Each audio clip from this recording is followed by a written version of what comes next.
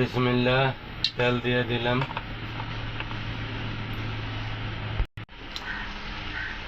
তেজপাতা দিয়ে দিলাম। পেঁয়াজ দিয়ে দিলাম। আসসালামু আলাইকুম বন্ধুরা, আশা করি সবাই ভালো আছেন। আলহামদুলিল্লাহ, আমরা ভালো আছি। কলিজা আলু দিয়ে রান্না করতেছি। তো কীভাবে আলু দিয়ে কলিজা রান্না করি সম্পূর্ণ ভিডিওটা দেখবেন, আমাদের পাশে থাকেন, রান্নাটা দেখতে থাকেন। যে বন্ধুরা, কলিজা কাইটা নিছি, লেবু পানি দিয়ে ধুয়ে নিছি যাতে গন্ধ না থাকে। আদা রসুন দিয়ে দিলাম।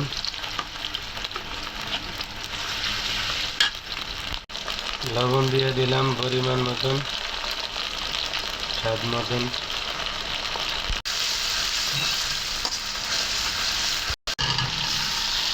কলিজা দিয়ে দিলাম বন্ধুরা। এখন ভালো করে কষামো।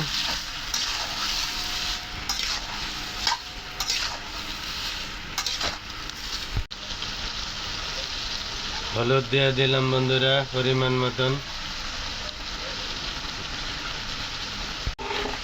মরিচ দিয়ে দিলাম। ঝাল ঝাল করে রান্না করা হবে। মরিচটা বন্ধুরা ব্লেন্ডার করে নিছি।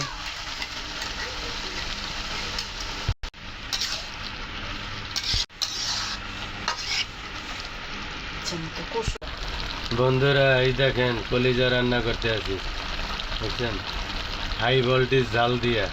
বন্ধুরা জিরা দিয়ে দিলাম, গরম মশলা দিয়ে দিতে আছি, মাংসের মশলা। আলু দিয়া কলিজা ভুনা, এভাবে সবাই ঝাল ঝাল করে রান্না করে খাবেন। সবাই আমার ভিডিওটা দেখবেন, ভালো লাগলে লাইক শেয়ার করে দিবেন। প্রতিদিন নতুন রান্না পাওয়ার জন্য আমার চ্যানেলটা সাবস্ক্রাইব করে রাখবেন। বন্ধুরা সবার কাছে অনুরোধ থাকলো। এই দেখেন বন্ধুরা, আমার রান্না দেখে সবাই ইনশাল্লাহ মাশাল্লাহ বলবেন, মাশাল্লাহ।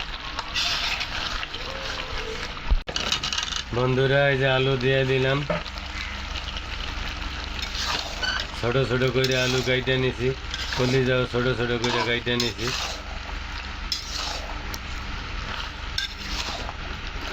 এটা ভালো করে কষামো বন্ধুরা, তারপরে হালকা একটু জল দিয়ে দেবো।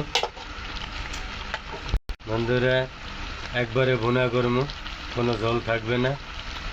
সবাই এভাবেই রান্না করে খাবেন।